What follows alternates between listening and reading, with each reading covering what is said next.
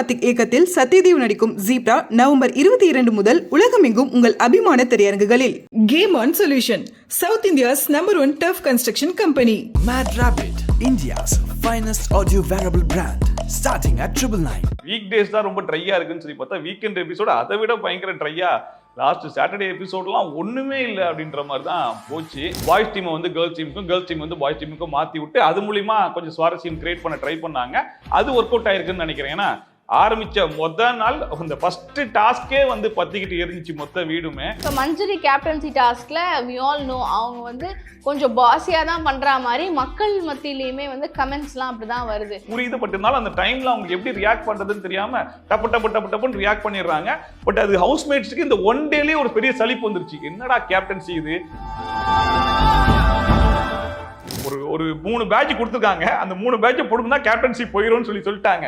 அதை சொல்லி அனௌன்ஸ் பண்ணி அடுத்த செகண்டே ஒரு 3 பேர் 3 ரீசன் சொல்லி அந்த பேட்சை புடுங்கி விட்டாங்க. அப்படின்னா அந்த பேட்சுக்கான ஒரு வேல்யூ இல்லாம போயிருமோ அப்படிங்கிற மாதிரியும் பார்த்தேன். நம்ம வெளியே இந்த மீம்ஸ்லாம் 1-2 பார்த்தாலே தெரிஞ்சிடும் இது வந்து பேடு மீம்ஸா இல்லை வந்து ஆட்டோமேட்டிக்கா வரக்கூடிய மீம்ஸா அப்படின்னு சொல்லிட்டு. ஸோ சாச்சனா பிள்ளையும் அதை பண்ணுதோ அப்படிங்கிற மாதிரி தான் இருக்குது. அண்ட் அது வளர்னது அந்த பிள்ளை வெளியே வந்து பார்த்ததுக்கு அப்புறமா இப்போ இதெல்லாம் சரி போகுதுன்றப்போ எனக்கு தெரிஞ்சு பிக் பாஸே கொடுத்த மாதிரி அந்த தர்ஷிகா அண்ட் விஷாலோட லவ். ஸோ வாலண்டராகவே விஷால் மேலே எனக்கு கிரஷ் வந்துருச்சு, கொஞ்சம் லவ் பண்ணுற மாதிரி தோணுது. இந்த ஸ்கூல் டாஸ்க் அப்புறமா உண்மையிலேயே எனக்கு ஒரு ஃபீலிங் வந்துருச்சுன்னு சொல்றது எல்லாமே ஏதோ வாலண்டரா அவங்க கிரியேட் பண்றாங்களோ அப்படிங்கிறது நல்லாவே தெரியுது. அந்த 3 பேர் யாரா இருக்கும், நீ உங்களுக்கு யாரா அது இருக்கணும், தயவு செஞ்சு கெட் அவுட் அப்படின்னா வர்ஷினி, அதுக்கப்புறம் சத்யா, அதுக்கப்புறம்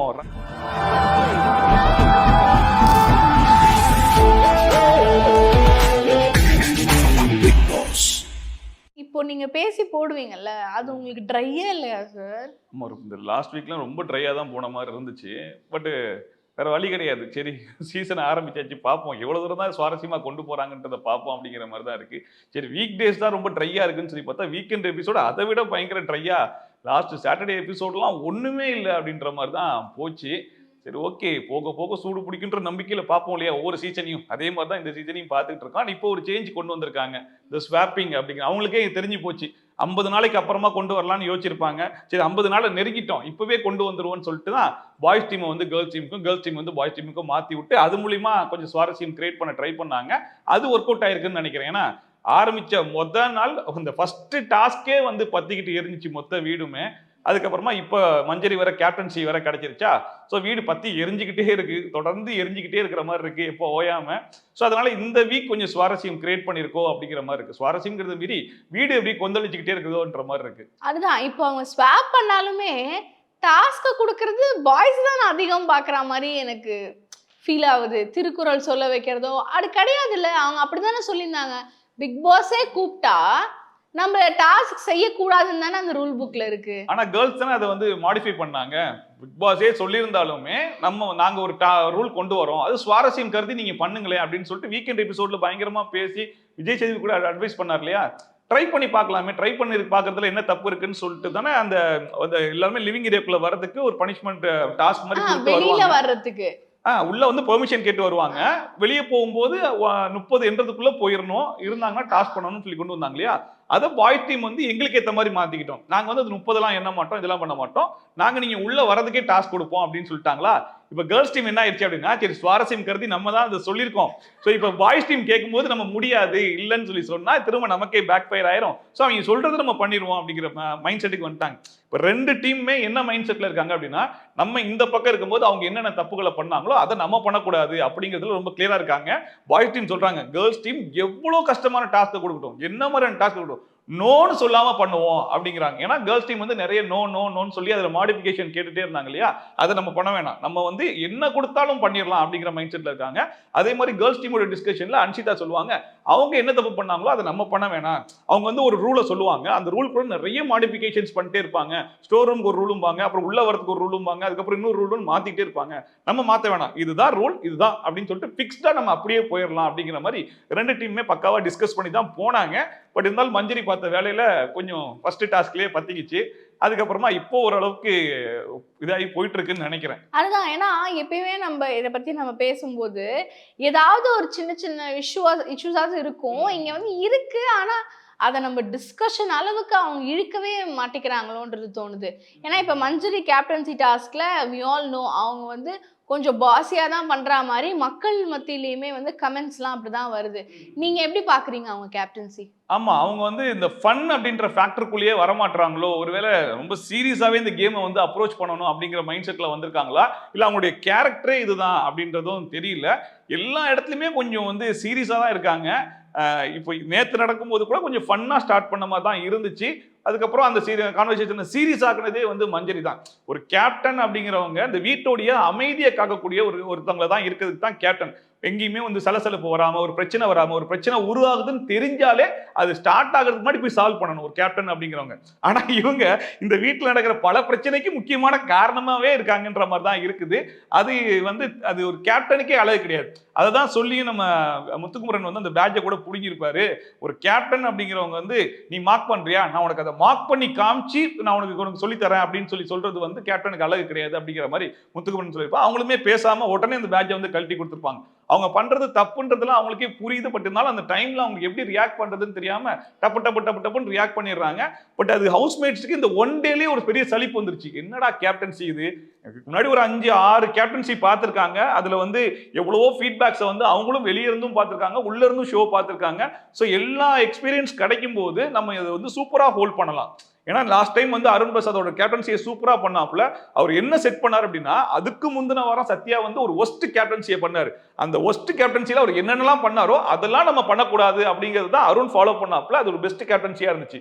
அந்த பெஸ்ட்டை எடுத்து கொஞ்சம் விஷயங்கள் வந்து மஞ்சரி பண்ணிருக்கலாம். ஏன்னா லாஸ்ட் அருணை பொறுத்த வரைக்கும் எல்லாத்துக்கும் ட்ரிகர் ஆகி ப்ரோவோக் ஆகி டப்புன்னு வார்த்தையை விட்டுட்டு கோவமா பேசக்கூடிய ஒரு ஆளா தான் அதுக்கு முந்தின வாரம் வரைக்கும் பார்த்துருந்தோம். பட் கேப்டன்சியில அப்படியே மாறிட்டாரு. அவ்வளவு பொறுமையா அவ்வளவு ஸ்மூத்தா வந்து ஹேண்டில் பண்ணாரு.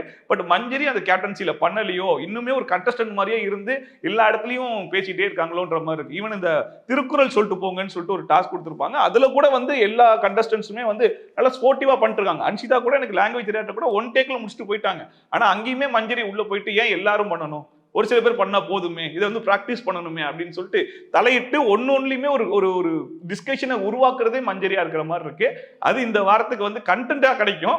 பட் அவங்களுக்கு ஒரு பேட் கேப்டன்சியாவும் வீக்கெண்ட் எபிசோட்ல எல்லாரும் கழுவி ஊத்த போறாங்கன்றதும் கன்ஃபார்மா தெரியுது. அதுதான் இப்போ சாச்சனா வந்து சொன்னப்போ சாச்சனா மேலேயே வந்து இப்போ நிறைய பேர் நிறைய சொல்றாங்க. அது ஒரு சைடு இருந்தாலுமே சாச்சனா வந்து அவங்க ஒப்பீனியனை சொல்றாங்க. எனக்கு இது பிடிக்கல, அவங்க பண்ணது எனக்கு பிடிக்கல, நான் பேட்சை ரிமூவ் பண்ண நினைக்கும் போது அவ்வளோ பேர் சேர்ந்து இல்ல உனக்கு இது மனசாட்சி இருக்கா உனக்கு அப்படின்னா, இவ்வளோ பேர் நம்மளை கேட்கும்போது நம்ம என்ன சொல்லுவோம், சரி ஓகே வேணாம் தானே உங்களுக்கு தோணும். எப்படியா கார்னர் பண்ணி மனசாட்சி இருக்கா அது இதுங்கிறாங்க. இல்ல அந்த இடத்துல எனக்கு என்ன ஃபீல் ஆச்சு அப்படின்னா, இந்த புள்ள ஃபர்ஸ்டே போய் அதை சொல்லி பேட்சை வாங்கியிருந்தா மேபி யாரும் வாயை திறந்திருக்க மாட்டாங்கன்னு நினைக்கிறேன். முத்துக்குமரன் போயிட்டு பேட்சை வாங்கினதுக்கு அப்புறம் ஆஹா பரவாயில்ல யார் கேட்டாலும் கொடுக்குறாங்களே, அப்ப நம்மளும் போய் ட்ரை பண்ணி பார்ப்போமோ அப்படின்னு போயிட்டு அதே பிரச்சனையில் நடந்த இன்னொரு இன்சிடென்ட்டை எடுத்து சொல்றாங்க. அதுக்கப்புறமா காலையில் நடந்த ஒரு இன்சிடென்ட் எடுத்து வந்து இப்ப சொல்றாங்க. பட் இந்த இன்சிடென்ட்டை நீ ஆல்ரெடி மஞ்சரி கிட்ட டிஸ்கஸ் பண்ணியான்னு சொல்லி கேட்டா டிஸ்கஸ் பண்ணல அப்படிங்கிற மாதிரியும் சொல்றாங்க. ஸோ ஒரு 3 பேட்ச் கொடுத்துருக்காங்க. அந்த 3 பேட்சை போடுனா கேப்டன்சி போயிடும்னு சொல்லிட்டாங்க. அதை சொல்லி அனௌன்ஸ் பண்ணி அடுத்த செகண்டே ஒரு 3 பேர் 3 ரீசன் சொல்லி அந்த பேட்சை புடுங்கி விட்டாங்க அப்படின்னா அந்த பேட்சுக்கான ஒரு வேல்யூ இல்லாம போயிருமோ அப்படிங்கிற மாதிரியும் பார்த்தேன். அந்த சாச்சனா புள்ளனாலே கொஞ்சம் ஆர்வக்கோளாறு அப்படிங்கிற மைண்ட் செட் அங்க இருக்கிற எல்லா டீம்மேட்ஸ்க்கும் இருக்கிறதுனால இந்த புள்ள கொஞ்சம் ஆர்வக்கோளாரா பண்ணுதோ அப்படிங்கிறதுனாலே கொஞ்சம் ஸ்டாப் பண்ணிட்ட மாதிரி தான் எனக்கு தோணுச்சு. அந்த புள்ளியும் உடனே இது ஃபர்ஸ்டா போய் கேட்டிருந்தா கூட மேபி தெரிஞ்சிருக்காதுன்னு நினைக்கிறேன். முத்துக்குமரன் கேட்ட உடனே சரி ஓகே நம்மளும் கேட்டு பார்ப்போம் என்னதான் பண்றாங்கன்னு பார்க்கலாம் அப்படின்னு சொல்லி போன மாதிரி இருந்துச்சு. அதுல ஜெஃப்ரி பேசினது கொஞ்சம் பிடிச்சிருந்துச்சு. அதாவது இப்பதான் அவங்களுக்கு அந்த பேட்ச் கிடைச்சிருக்கு. இதுக்கு முன்னாடி நடந்ததை விட்டுருங்க, இப்ப அந்த பேட்ச் வந்திருக்கா, இதுக்கப்புறம் அவங்க எப்படி பண்றாங்கன்றத பொறுமையா பார்ப்போம். அதுல ஏதாச்சும் குறை இருந்துச்சுன்னா நம்ம அந்த பேட்சை வாங்கிடலாம் அப்படிங்கிற மாதிரி அந்த பையன் வந்து பேசினா. ஸோ ஒரே ஏஜ் கேட்டகரியில் இருக்கக்கூடிய 2 பசங்க தான். பட் அவன் கொஞ்சம் மெச்சூர்டாகவும் இந்த பிள்ளை கொஞ்சம் இம்மெச்சூராகவும் பிஹேவ் பண்ற மாதிரி தான் எனக்கு தோணுச்சு. இப்போ சாச்சனாவை பத்தி நம்ம பேசிட்டு இருக்கிறப்போ அவங்க சிஸ்டரே வந்து ஒரு லைவ்ல பார்க்கும்போது ஒத்துக்கிறாங்க. அதாவது அவங்க ஹஸ்பண்ட் வந்து தெரியாம சொல்லிடுறாங்க இந்த மாதிரி பிஆர் டீம் இருக்கு அப்படி ரொம்ப சமாளிக்கிறாங்க. ஆனா பிஆர் டீமும் இருக்குங்கிற மாதிரி லைட்டா அந்த ஒரு இதை மட்டும் சொல்லிடுறாங்க. ஆமா ஓகே. ஆனா எனக்கு தெரிஞ்சு பிஆர் டீம் அப்படிங்கிறது எல்லா கண்டஸ்டன்ட்ஸ்க்குமே உள்ள இருக்குது. ஆனா ஒரு சில பேர் வந்து கொஞ்சம் ஓப்பனா அக்செப்ட் பண்ணிக்கிறாங்க, ஒரு சில பேர் அக்செப்ட் பண்ணிக்கிறது இல்ல. பட் இவர் வந்து கொஞ்சம் உளறிட்டாரு போல இருக்கு. அந்த மாதிரி தான் எங்களுக்கும் பிஆர் டீம்லாம் வச்சு ப்ரொமோஷன் பண்ணிக்கிட்டு இருக்கோம் அப்படிங்கிற மாதிரி. ஏன்னா இந்த நம்ம வெளியே இந்த மீம்ஸ்லாம் 1-2 பார்த்தாலே தெரிஞ்சிடும் இது வந்து பேடு மீம்ஸா இல்லை வந்து ஆட்டோமேட்டிக்காக வரக்கூடிய மீம்ஸா அப்படின்னு சொல்லிட்டு. ஸோ ஒரு சில மீம்ஸ் பார்க்கும்போது அது பச்சையா தெரியும். ஏன்னா அதே மீம் எல்லா பேஜ்லயும் சர்க்குலேட் ஆகும், எல்லா ட்விட்டர்ல போனா அதே மீம் தான் எல்லா இடத்துலயும் இருக்கும். ஸோ அது வந்து பே பண்ணி அதை பண்றாங்க அப்படிங்கிறது தெரியும். ஸோ சாச்சனா பிள்ளையும் அதை பண்ணுதோ அப்படிங்கிற மாதிரி தான் இருக்குது. அண்ட் அது வளர்னது அந்த பிள்ளை வெளியே வந்து பார்த்ததுக்கு அப்புறமா நான் தான் உள்ள ஆர்வ கொளராதுன்னு பார்த்தா நீங்களும் வெளியே அதே வேலையை தான் பார்த்துருக்கீங்களா அப்படின்னு சொல்லிட்டு கேட்டாலும் கேட்கும்னு நினைக்கிறேன். அதே மாதிரி தான் அந்த க்ரோசரி டாஸ்க்லயும் வச்சு எனக்கு தெரிஞ்சு செஞ்சுட்டாங்கன்னு நினைக்கிறேன் கேர்ள்ஸ் டீம். ஆமா. ஆக்சுவலா அதுக்கு முன்னாடி வரைக்கும் அந்த பிள்ளை வந்து பயங்கரமா பேசிட்டு இருந்துச்சு, நான் போறேன். ஆக்சுவலா அங்க பிரச்சனை என்னன்னா, இங்க ஆளாளுக்கு எடுத்தது வந்து எனக்கு ரொம்ப பிரச்சனை மாதிரி தெரியல. பாய்ஸ் டீம் என்ன பண்ணாங்கன்னா எடுக்க கால்குலேஷன் பண்ணிட்டாங்க. ஆனா கேர்ள்ஸ் டீம் எடுத்து முடிச்சுட்டு அப்புறமா கால்குலேட் பண்ணலாம்னு சொல்லிட்டு ஒரு டிசைட் பண்ணாங்க பாத்தீங்களா. முதல்ல அங்கேயே தப்பாயிடுச்சு. இன்னொன்னு எடுக்கும் போது என்ன பண்ணிருப்பாங்கன்னா, நான் ஜாம் எடுத்திருக்கேன் 100 அப்படின்ற மாதிரி கத்திருப்பாங்க. ஸோ ஒருத்தவங்க ஜாம் எடுத்துட்டாங்க, ஸோ நம்ம எடுக்க வேணாம் அப்படிங்கிற மாதிரியான ஒரு டிஸ்கஷன் போயிருக்கும். ஆனா 3 பேரும் பேசிக்காம இஷ்டத்துக்கு எடுத்ததுனால ஜாம் பாட்டில் மட்டுமே 6 எடுத்திருக்காங்க அப்படிங்கிற மாதிரிலாம் வந்திருக்கும் போது அது மொத்தமாவே ஒரு குழப்பமா தான் பார்த்தேன். ஆனா இப்ப கேர்ள்ஸ் டீம் இருக்கக்கூடிய ஒரு பெரிய இது என்னன்னா, சரி இந்த பிள்ளை ஆர்வ கோளாறுன்னு ஒன்று இருக்கு, இதுல வேற வரேன்னு சொல்லிட்டு துடிச்சுக்கிட்டே இருக்கு. ஆனா இந்த பிள்ளை மேல பழிய போட்டு விட்டா நெக்ஸ்ட் டைம் கொஞ்சம் அடங்கி இருக்கும் அப்படிங்கிறதுக்காகவே தான் அந்த பிள்ளை மேல அந்த பழிய போட்ட மாதிரி இருந்துச்சு. எனக்கு தெரிஞ்சு அந்த டாஸ்க்ல 3 கேர்ள்ஸ் மேலேயும் தான் எனக்கு தெரிஞ்சு மிஸ்டேக். ஆமா, ஏன்னா அது கால்குலேஷன் பண்ணாம நம்ம பொருட்கள் எடுத்ததே வந்து தப்பு. அந்த எடுத்த பொருளை திரும்ப எடுத்ததும் தப்பு. அந்த அன்ஷிதா போயிட்டு சாச்சனா கிட்ட இந்த பொருள்லாம் நீ எடுத்துக்கோன்னு சொல்லிட்டு அதை போயிட்டு அன்ஷிதாவும் எடுத்திருக்காங்க. ஸோ ரிப்பீட்டடா எடுத்ததுனால அதனால நிறைய தப்புகள் நடந்திருக்கோ அப்படிங்கிற மாதிரியும் பார்த்தேன் நான். இதெல்லாம் அட்ரஸ் பண்ண நல்லா இருக்கும்ல வீக்கெண்ட் எபிசோட்ல. இதுதான் நடந்தது. சின்ன விஷயங்கள் வந்து நம்ம பேசும்போதுல ஓ இவங்க இப்படிதான் பண்ணியிருக்காங்களா அப்படின்னு சொல்லிட்டு அவங்களுக்கு ஒரு கிளாரிட்டி வரும். ஆனா வந்து வீக்கெண்ட் எபிசோட் நம்ம எதிர்பார்க்கறதுலாம் கேட்காம பெட்டி திங்ஸ், அதாவது எல்லாருமே இதை பேசுறாங்கன்றதுக்காக நம்மளும் பேசணுன்ற மாதிரி இருக்கு. ஏதாவது விஷாலை பத்தி பின் பண்ணி கேட்டாங்கல்ல, அது வந்து 2 வாரத்துக்கு முன்னாடி நடந்த விஷயம் தான். ஆனாலும் பின் பண்ணி கேட்கும் போது அது சுவாரஸ்யமா இருக்கு. அந்த மாதிரி நீங்க அது இல்லைன்ற அது லேக் ஆகுதுன்னு நீங்க ஃபீல் பண்றீங்களா? ஆமா, ஏன்னா சாட்டர்டே எபிசோட்ல ஒண்ணுமே பேசல. கடைசியா ஜாக்லின் மேட்டர் மட்டும் கேட்டாப்ல. ஜெஃப்ரி வந்து ஏன் கேள்வி கேட்க விடாம தடுத்த அப்படிங்கிற ஒரு மேட்டர் மட்டும் தான் இருந்துச்சே தவிர்த்து மற்றபடி கேட்ட கேள்விக்குள்ளேயே பல சப் கேள்விகளை கேட்டு அந்த எபிசோட ஓட்டின மாதிரி தான் இருந்துச்சே தவிர்த்து சுவாரஸ்யமே இல்லை. அண்ட் சண்டே எபிசோட்ல ஆடியன்ஸ் சைட்ல இருந்து எடுத்து கொடுத்த கொஸ்டின்ஸ் தான் கொஞ்சம் வேலிடா இருந்துச்சு. அந்த கொஸ்டின்ஸை கேட்டு தான் அந்த ஷோவே கொஞ்சம் இன்ட்ரெஸ்டிங்கா போன மாதிரி இருந்துச்சு. இந்த சௌந்தர்யா பண்ண விஷயங்கள் அது எல்லாத்தையுமே ஆடியன்ஸ் சைட்ல இருந்து எடுத்து கொடுத்து அந்த கேள்விகளை எடுத்து இவர் கடைசியில் கேட்டுதான் போன மாதிரி இருந்துச்சு. ஸோ இவர் கொஞ்சம் ஷோ பார்த்து அந்த ஷோ கொஞ்சம் புரிஞ்சுக்கிட்டு ஸோ அதுக்கான விஷயங்கள்லாம் கொஞ்சம் பண்ணாருன்னா, கொஞ்சம் ஒர்க் பண்ணாருனாலே கொஞ்சம் நல்லா இருக்கும். அண்ட் வீக்கெண்ட் எபிசோட்ல அட்ரஸ் பண்றதுக்கு நிறைய விஷயங்கள் இருந்தும் ஏன் அதெல்லாம் அவாய்ட் பண்ணிட்டு அப்படியே ரொம்ப ராவா இந்த ஷோ போகுதோ அப்படிங்கிற மாதிரி ஒரு ஃபீல் இருக்கு. இது ஸ்டார்டிங்ல கொஞ்சம் நல்லா இருந்துச்சு, நிறைய எல்லாத்தையுமே அட்ரஸ் பண்ண மாதிரி இருந்துச்சு, நடக்கிற எல்லா விஷயங்களையுமே அட்ரஸ் பண்ண மாதிரி டப்புன்னு போன மாதிரி இருந்துச்சு. ஆனா இப்போ போக அது அப்படியே கொஞ்சம் குறைஞ்சிக்கிட்டே வருதோ அண்ட் அந்த ஷோட டிஆர்பியுமே குறைஞ்சிக்கிட்டு இருக்கோன்ற மாதிரி தான் இருக்கு. அண்ட் இவர் வந்து எல்லாருக்கிட்டையுமே ஏன் சுவாரஸ்யமா பேச மாட்டீங்க, ஏன் ஆக்டிவா பேச மாட்டீங்கன்றத ரிப்பீட்டடா கேட்டே இருக்காப்ல. இந்த ரயன் கூட வந்து அவன் சொன்னது வந்து அவ்வளோ இன்ஆக்டிவா அப்படியே சொன்ன மாதிரிலாம் எனக்கு தெரியல. அவருக்கு என்ன இருக்கு அதை சொல்லும் போது கூட எனக்கு இது பிடிக்கல, நீ வந்து இன்னும் கொஞ்சம் பிரிஸ்கா பேசணும், இல்லைன்னா நெக்ஸ்ட் டைம் உங்கள்கிட்ட பேசவே மாட்டேன் அப்படின்னு சொல்லிட்டு ஆக்சுவலா சௌந்தர்யா ஒரு பாயிண்ட் எடுத்து கொடுத்தாங்க, அந்த பிட் அடிச்சு பேசினாப்ல, அதுதான் அவருக்கு கோவம். ஆனா அதான் ஒரு டைரக்டா அட்ரஸ் பண்ணாம ரயனுடைய பேச்சே ஒரு மாதிரி இருந்துச்சுன்னு சொல்லி சொன்னதெல்லாம் கேட்கும்போது கொஞ்சம் என்னடா எங்கேயோ கொஞ்சம் கொலாப்ஸ் ஆகுதுன்ற மாதிரி இருந்துச்சு. இப்ப இதெல்லாம் சரி போகுதுன்றப்போ எனக்கு தெரிஞ்சு பிக் பாஸே கொடுத்த மாதிரி அந்த தர்ஷிகா அண்ட் விஷாலோட லவ் அது வந்து என்னன்னே கதனே தெரியல.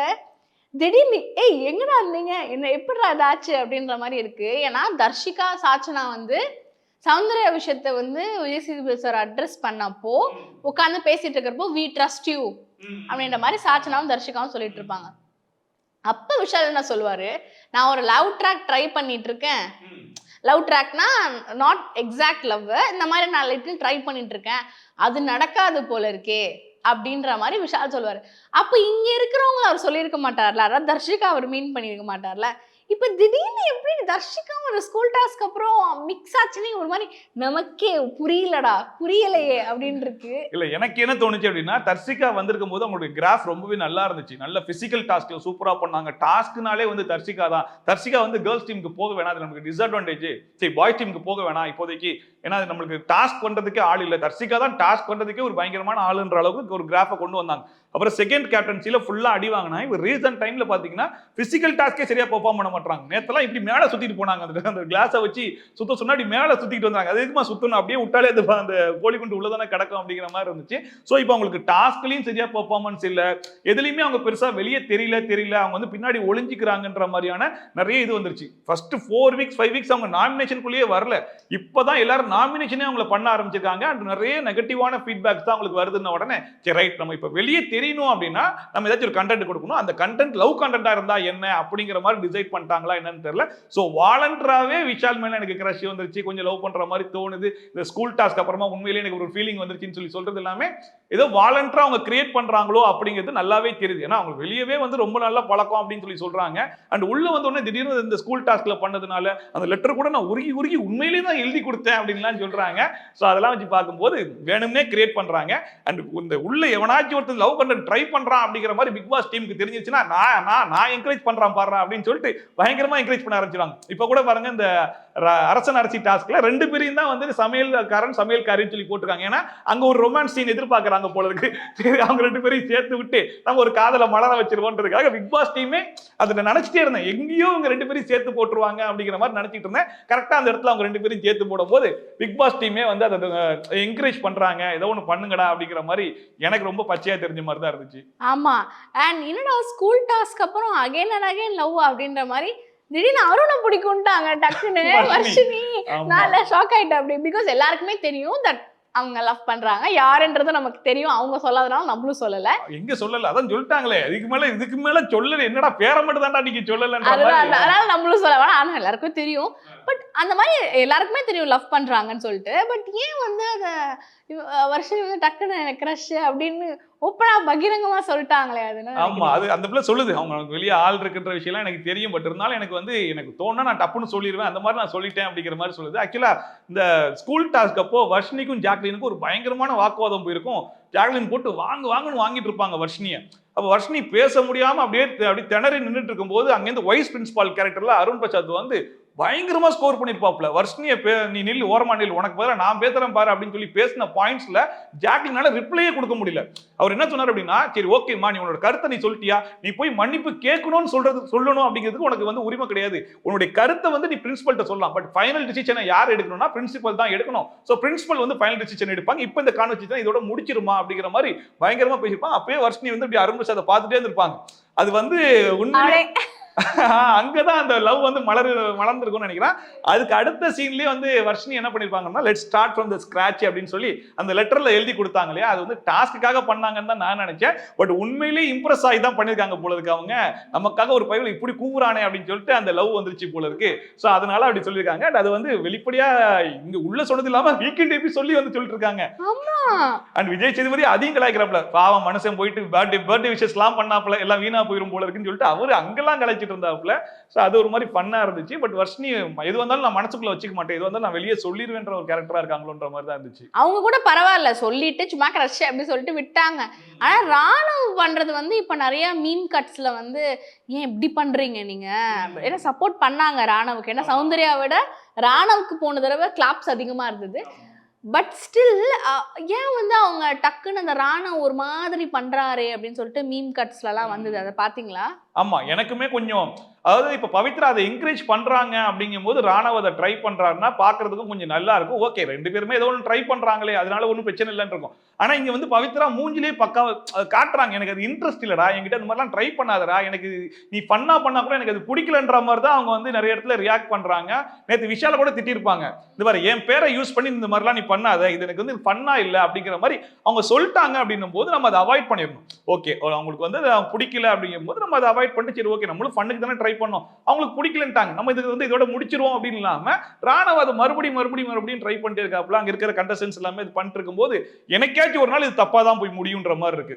ஸோ பவித்ரா அன்லஸ் அதை வந்து ஒரு பெருசா கிரியேட் பண்ணிட்டாங்க அப்படின்னா அது கன்ஃபார்மா பவித்ராவுக்கு சாதகமாகவும் ராணவுக்கு அகேன்ஸ்டா தான் போய் நிக்க போகுது. ஸோ ராணவ் அதை புரிஞ்சுக்கிட்டு ஓகே அவங்களுக்கு இன்ட்ரெஸ்ட் இல்லையா, நம்ம அவாய்ட் பண்ணிட்டு போயிடலாம்னு ஒரு முடிவு எடுத்தாருன்னா அது அவருக்கு நல்லதா இருக்கும். இல்ல எனக்காச்சும் ஒரு நாள் அது அவருக்கே பேக் ஃபயர் ஆகுமோன்ற மாதிரி தான் எனக்கு தோணுது. ஆமா, நேத்து அருணுமே வந்து வார்த்தையை விட்டாரு, உங்களால தான் இவ்வளவு பிரச்சனை. பவித்ரா என்ன பண்ண, நான் மாட்டு 7 தானடா இருந்தேன் ஆமா, அப்படின்னு. சம்பந்தமே இல்லாம இந்த புள்ள தலை வலிக்குதுன்னு சொல்லிட்டு கேர்ள்ஸ் டீம் சொல்லிட்டு இருந்துச்சு. அதை உசுப்பேத்தி விட்டது ஃபுல்லாவுமே அருண் தான்.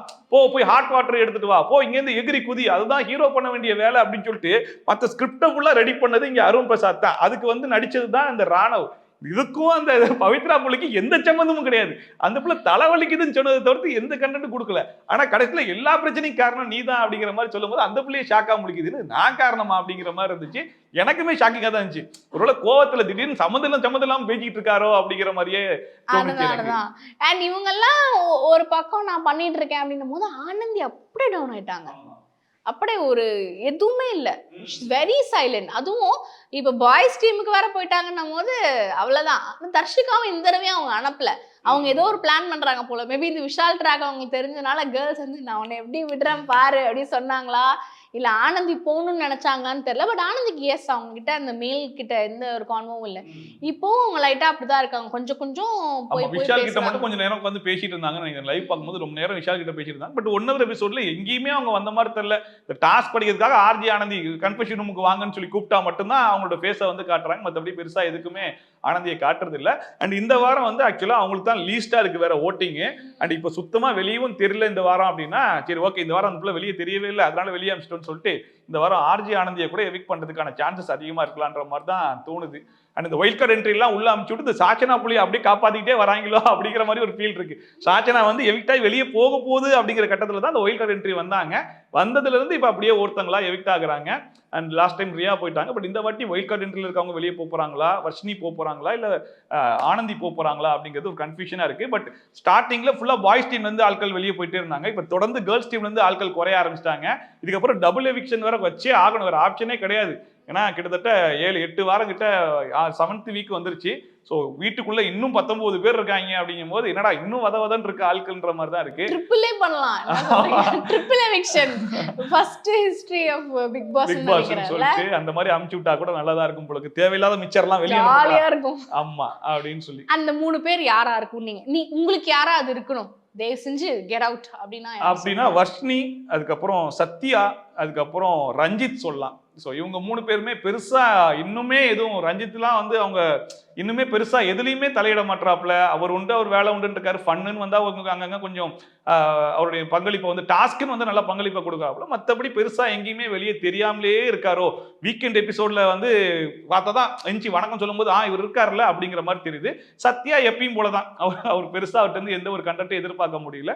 வர்ஷினி வந்து அந்த லேடிஸ் ஃபீமேல் சைடில் பார்க்கும்போது வர்ஷினி கொஞ்சம் டவுனாக இருக்காங்களோ, மற்ற கண்டஸ்டோட கம்பேர் பண்ணும்போது அவங்க கொஞ்சம் டவுனாக இருக்காங்களோ அப்படிங்கிற மாதிரி. இல்லை சாச்சனா, இவங்க 4 பேர் வேணா வெளியே போயிட்டாங்கன்னா கொஞ்சம் நல்லா இருக்குன்ற மாதிரி இருக்கு. இவங்க இப்போ சாச்சனாலாம் எனக்கு தெரிஞ்சு, ஆனால் ஓட்டிங்ல கொஞ்சம் இருக்குன்னு நினைக்கிறேன். அவங்க வராங்க அப்படி இருக்காங்கன்ற மாதிரி. பட் இப்போ இதை பத்தி நம்ம பேசிட்டு இருக்கிறப்போ ஓவராலா பார்த்தா முத்துக்குமரனுமே வந்து கொஞ்சம் இப்போ அந்த அளவுக்கு முன்னாடி பேசின அளவுக்கு வரல. ஈவன் இப்போதான் ரீசெண்டாக அந்த மஞ்சரி அவங்களோட ஒரு கான்ஃப்ளிக்ட் நடந்ததுல, அந்த ஏதோ ஒரு பண்ணி எக்ஸசைஸ் மாதிரி ஏதோ பண்ணிட்டு இருந்தாங்க, டாஸ்க் பண்ணிட்டு இருந்தாங்க. அப்பதான் கொஞ்சம் அவரோட ஓகே இவருன்னு இந்த மாதிரி அந்த கெத்துல தான் இருக்காரு போல அப்படின்னு தெரிஞ்சுது. பட் இப்போ சௌந்தர்யாவும் நேற்று எபிசோட்ல காணோம்ல. ஆமா, திடீர்னு நெஞ்சு கத்துறாங்க, அப்புறம் போயிட்டாங்க. நான் பயந்து டக்குன்னு பார்த்து டப்புன்னு ஏன்டா கத்துறாங்க. ஆமா, திடீர்னு எஞ்சி வந்து அப்படியே கத்திட்டு அவங்க பாட்டு போயிட்டாங்க. என்னடா இது, எதுக்கு வந்துச்சு, எதுக்கு இந்த புள்ள போச்சு அப்படிங்கிற மாதிரி இருந்துச்சு. அவங்களுக்கு வந்து இன்னுமே ராணவ் மேலேயும் அருண் மேலேயும் கொஞ்சம் ஒரு கோபம் இருக்குதோ. ஏன்னா அவங்களால தானே வாங்கி கட்டிக்கிட்டாங்க போன வீக்கெண்ட் எபிசோட்ல விஜய் சேதுபதி கிட்ட அருண் கிட்ட நடந்த அந்த கான்வர்சேஷனால தானே பெரியதாச்சு. ஸோ அதனால அவங்களுக்கு ஒரு கடுப்பு இருக்கு. அது எங்கெங்கெல்லாம் வாய்ப்பு கிடைக்குதோ அங்கெல்லாம் அப்படி வெளிக்காட்டிட்டு இருக்க மாதிரி தான் இருக்கு. அண்ட் ஆமா, இப்போ சௌந்தர்யாவுடைய பிரசன்ஸே வந்து 1 எபிசோட்லயே ரொம்ப கம்மியாயிடுச்சு. முன்னாடி அதிகமா வந்துட்டு இருந்தாங்க. லாஸ்ட் வீக் ரோஸ்ட்டுக்கு அப்புறமா இந்த வீக் கொஞ்சம் கம்மியாயிட்டாங்க.